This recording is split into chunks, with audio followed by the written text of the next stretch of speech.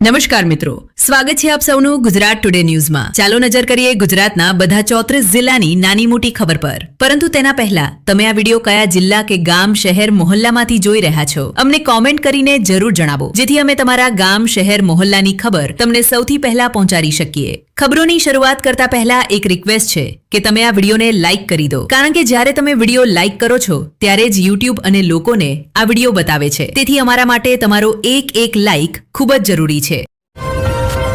Narmada statue of યુનિટીના સમયમાં ફેરફાર કરવામાં આવ્યો છે। મનોરંજન કાર્યક્રમ અને આરતીનો સમય 1 એપ્રિલથી બદલાશે। હવે મનોરંજન કાર્યક્રમ સાંજે 7:30 વાગે યોજાશે। નર્મદા મહાઆરતી રાત્રે 8:15 વાગે થશે। સ્ટેચ્યુ ઓફ યુનિટી પ્રશાસને આ નવો નિર્ણય સત્તાવાર રીતે લઈ લીધો છે। નવસારી જિલ્લામાં આદિવાસીઓના ધર્માંતરણને લઈને ચાલી રહેલા વિવાદ વચ્ચે આજે વાંસદા તાલુકાના ઉનાઈ મંદિરમાં 100થી વધુ આદિવાસી દંપતીઓએ ઈસાઈ ધર્મ છોડીને હિન્દુ ધર્મમાં વાપસી કરી છે। એક હિન્દુ સંગઠનના પ્રયાસોથી આ તમામ દંપતીઓએ સનાતન ધર્મ અપનાવ્યો। સ્નાન, પૂજા અને શુદ્ધિકરણના અનુષ્ઠાનો બાદ સૌએ હિન્દુ ધર્મનું પાલન કરવાનો સંકલ્પ લીધો। સનાતન ધર્મમાં પરત ફરેલા લોકોએ જણાવ્યું કે વર્ષો પહેલા લાલચ અને લોભના કારણે અમે ઈસાઈ ધર્મ અપનાવ્યો હતો, પરંતુ હવે અમે ફરી હિન્દુ ધર્મમાં પરત ફરી રહ્યા છીએ।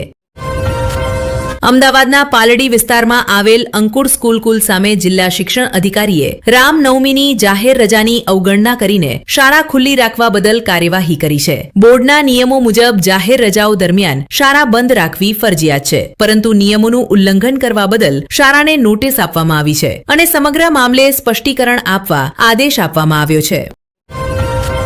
કચ્છના રાપરમાં એક યુવકની હત્યાનો કેસ ઉકેલાયો છે। 26 માર્ચના રોજ યુવકે પોતાના ઘર પાસે બેઠેલા કેટલાક લોકોને અપશબ્દો ન બોલવા માટે ઠપકો આપ્યો હતો, જેના કારણે ઉશ્કેરાયેલા લોકોએ યુવક પર છરીના ઘા મારીને હત્યા કરી હતી। ફરિયાદ મળતા પોલીસે 2 આરોપીઓને ધરપકડ કરી છે। પોલીસે ગુનામાં ઉપયોગમાં લેવાયેલા હથિયાર અને અન્ય પુરાવા જપ્ત કર્યા છે અને આરોપીઓ સામે કાનૂની કાર્યવાહી હાથ ધરી છે। મુખ્યમંત્રી નીતિશ કુમારે બિહાર વિધાન પરિષદની સભ્યતામાંથી રાજીનામું આપ્યું છે, જો કે તેઓ મુખ્યમંત્રી તરીકે યથાવત રહેશે। આ નિર્ણયથી રાજ્યની રાજનીતિમાં હલચલ મચી ગઈ છે। લાલુ પ્રસાદ યાદવની દીકરી રોહિણી આચાર્યએ તેને ભાજપનું ઓપરેશન ફિનિશ નીતિશ ગણાવ્યું છે। જામનગરના ઓશવાલ એજ્યુકેશન ટ્રસ્ટમાં આંતરિક કલહ સામે આવ્યો છે। ટ્રસ્ટી રામનિક શાહ પર ગૌશાળા ઘોટાળો અને ગાયોની દુર્દશામાં સંડોવણીના આરોપો લાગ્યા છે।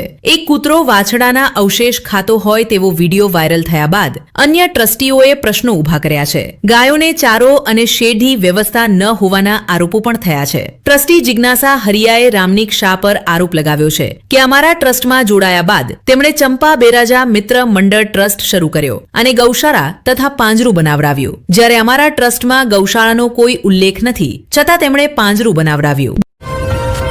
જૂનાગઢના સાસણ વન વિભાગના એક કર્મચારીને જજાનથી મારી નાખવાની ધમકી આપવાના આરોપમાં પોલીસ ફરિયાદ નોંધાઈ છે। ફરિયાદ પશુપાલક હનીફ બલોચ સામે નોંધાઈ છે। હનીફ બલોચે સાગર મંજરિયાને ધમકી આપી હતી, જે ટ્રેકર તરીકે ફરજ બજાવી રહ્યા હતા। સાસણ અભયારણ્યના ગલકબારી વિસ્તારમાં પશુ અવલોકનનું કાર્ય ચાલી રહ્યું હતું। તે વિસ્તારમાં રહેતા હનીફ બલોચે ત્યાં જ અપશબ્દો કહ્યા હતા। ફરજમાં અડચણ ઊભી કરવી અને જાનથી મારી નાખવાની ધમકી આપવા બદલ ફરિયાદ નોંધાઈ છે। મેંદારડા પોલીસે મામલાની તપાસ શરૂ કરી છે। આમ આદમી પાર્ટીના ઉપાધ્યક્ષને ગાંધીનગરના સેક્ટર 25 જીઆઈડીસી સ્થિત એચબીસી લાઈફ સાયન્સીસ કંપનીમાં કાર્યરત એક મહિલા એકાઉન્ટન્ટના અપહરણ અને મારપીટના આરોપમાં અટકાયતમાં લેવામાં આવ્યા છે। સેક્ટર 21 મહિલા પોલીસ સ્ટેશનમાં ફરિયાદ નોંધાયા બાદ તેમને અટકાયતમાં લેવામાં આવ્યા। વિવાદ ત્યારે શરૂ થયો જ્યારે મહિલા એકાઉન્ટન્ટે ઓડિટ દરમિયાન એક મહિલાને 25 લાખ રૂપિયાના લેવડ દેવડ માટે બિલ વિના ચૂકવણી કરતી ઝડપીને પકડી હતી। મહિલા એકાઉન્ટન્ટે ફરિયાદમાં જણાવ્યું કે કંપનીના મેનેજરોએ 26 માર્ચના રોજ તેને કારમાં અપહરણ કરી માર માર્યો અને ધમકાવી હતી।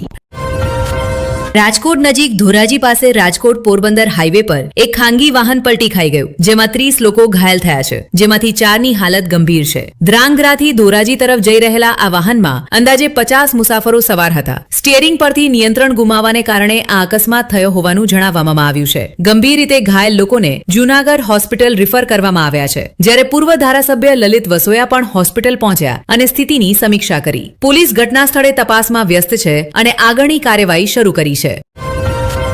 સુરત ઉત્તરાણામાં ભૂખંડ વિવાદને લઈને પોલીસની હાજરીમાં જીમાં ઝપાઝપી થઈ. મહિલાઓ સહિત 2 પરિવારો વચ્ચે ઝઘડો થયો. આ દરમિયાન ઘરમાં તોડફોડનો વિડીયો પણ વાયરલ થયો છે. ઝપાઝપી પોલીસની હાજરીમાં થઈ હતી, જે તપાસ માટે પહોંચી હતી. પોલીસે બંને પક્ષો સામે કેસ નોંધ્યો છે અને તપાસ શરૂ કરી છે. હવામાન વિભાગના અનુમાન મુજબ અમરેલી જિલ્લામાં માવઠાનો અસર જોવા મળ્યો. ખાંભા ગીના ગામોમાં હવામાનમાં ફેરફાર આવ્યો છે. જીક્યાલી, ધજડી, વંકિયા સહિત અનેક ગામોમાં વરસાદ પડ્યો છે. કેરી, તલ અને બાજરી સહિતના પાકોને નુકસાન થવાની શક્યતા છે. જનમાનસ પર ફરી ચિંતાના વાદળો છવાઈ ગયા છે.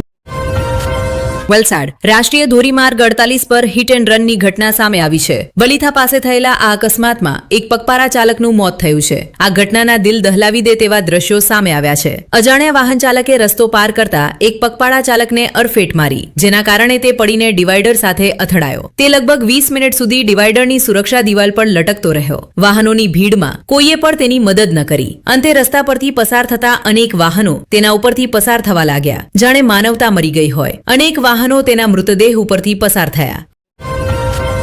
અમરેલીના ખાંભા અને ગીર ગામોમાં હવામાન અચાનક બદલાઈ ગયું છે. હવામાન વિભાગના અનુમાન બાદ બેમોસમી વરસાદ પડ્યો છે. જીક્યાલી, ધજડી, વંકિયા સહિત અનેક ગામોમાં વરસાદ થઈ રહ્યો છે, જેના કારણે કેરી, તલ અને બાજરી જેવા પાકોને નુકસાન થવાનો ખતરો છે. ફરી એકવાર લોકોના મનમાં ચિંતાના વાદળો છવાઈ ગયા છે. દેવભૂમિ દ્વારકાના ખંભારિયા હાઈવે પર એક ખાનગી મિની બસ પલટી ખાઈ ગઈ. ડ્રાઈવરે સ્ટીયરિંગ પરથી નિયંત્રણ ગુમાવતા મિની બસ પલટી ગઈ. આ મિની બસમાં વડોદરાથી દ્વારકા જઈ રહેલા 17 મુસાફરો સવાર હતા. તેમાંના 7 મુસાફરો ઘાયલ થયા છે અને તેમને સારવાર માટે હોસ્પિટલમાં દાખલ કરવામાં આવ્યા છે. સુરતમાં મહિલાઓએ જૈન આચાર્ય સાગરચંદ્ર વરુદ કમિશનર કચેરી સામે પ્રદર્શન કર્યું. આ મામલે આચાર્યનું નિવેદન સામે આવ્યું છે, જેમાં તેમણે જણાવ્યું છે કે કોઈને બદનામ કરવાની સાજિશ રચાઈ રહી છે. તેમણે કહ્યું કે વિહાર જૂથની મહિલાઓને સંદેશ મોકલવામાં આવ્યો હતો, જેમાં જણાવાયું હતું કે આ રાજ્યની રક્ષાનું કાર્ય છે. ઉપરાંત તેમણે મજબૂત પુરાવા વિના ખોટી બદનામી ન ફેલાવવાની અપીલ પણ કરી છે. ભાજપે ઉમરેઠ વિધાનસભા બેઠકના ઉપચૂંટણી માટે પોતાના ઉમેદવારના નામની જાહેરાત કરી છે. ગોવિંદ પરમારના પુત્ર હર્ષદ પરમારને ટિકિટ આપવામાં આવી છે.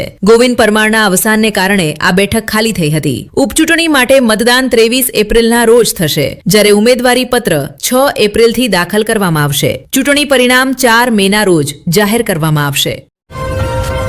હવામાન અનુમાન મુજબ બનાસકાંઠાના અંબાજી પંથકમાં હવામાનમાં અચાનક ફેરફાર જોવા મળ્યો છે. વિસ્તારમાં કાળા અને ઘન વાદળો સાથે વરસાદી માહોલ રહ્યો અને કેટલાક સ્થળોએ હલકી ઝરમર પણ નોંધાઈ છે. ઉનાળાની ઋતુમાં આ બેમોસમી વરસાદથી માનસૂન જેવી ઠંડક અનુભવાઈ રહી છે. વાતાવરણમાં ઠંડક ફેલાતા લોકોને ગરમીથી આંશિક રાહત મળી છે.